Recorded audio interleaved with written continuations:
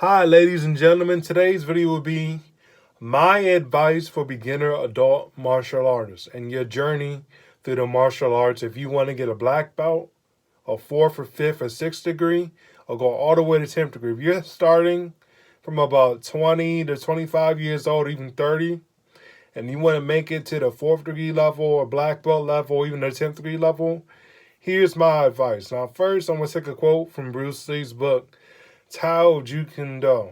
Tao Jeet Kune Do, sorry about that. And now, Bruce Lee says this. Bruce Lee says that beware, some martial arts and even some forms of martial arts and even some forms of martial arts can be like a wine. They taste very good to the mouth. They're very good, they're very appealing.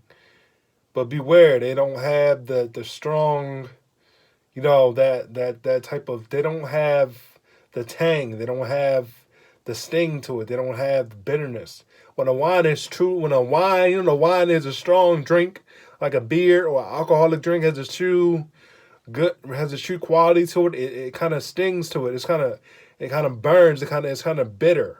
It's kind of nasty. It's kind of not too good. But that's how you know it has some root to it. But the same with the martial arts. Some martial artists, all styles are good in my opinion. It's not the style, it's the artist of the style. And it all depends on their understanding, their knowledge, and mainly their morals. So be careful when you're a student and you're an adult and you're going to these teachers. You need to evaluate their character because they're not just interview. It's like a job interview.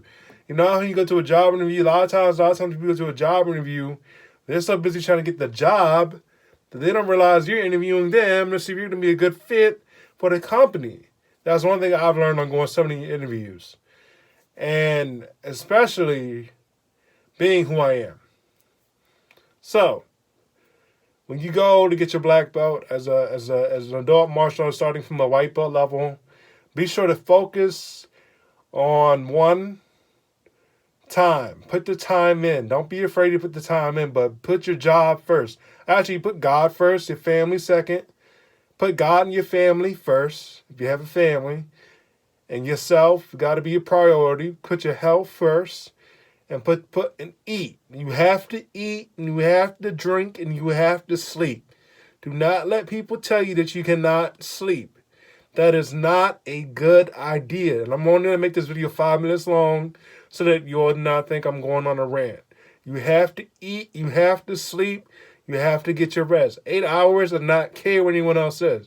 At least 7, at the most 10. So you don't want to sleep too much and become, sluggish. Not that you'll be lazy or anything like that. You're not going to become lazy from sleeping too much.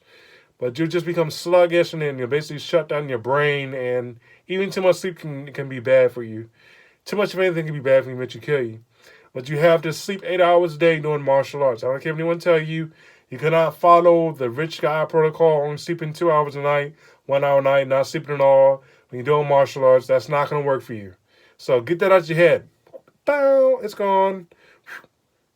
2, take your time learning your katas.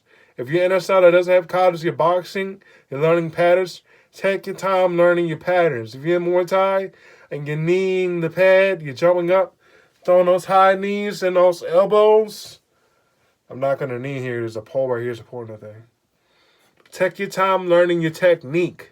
Your technique is one of the most important things in the martial arts. And get your cardio up. Get your window. Get the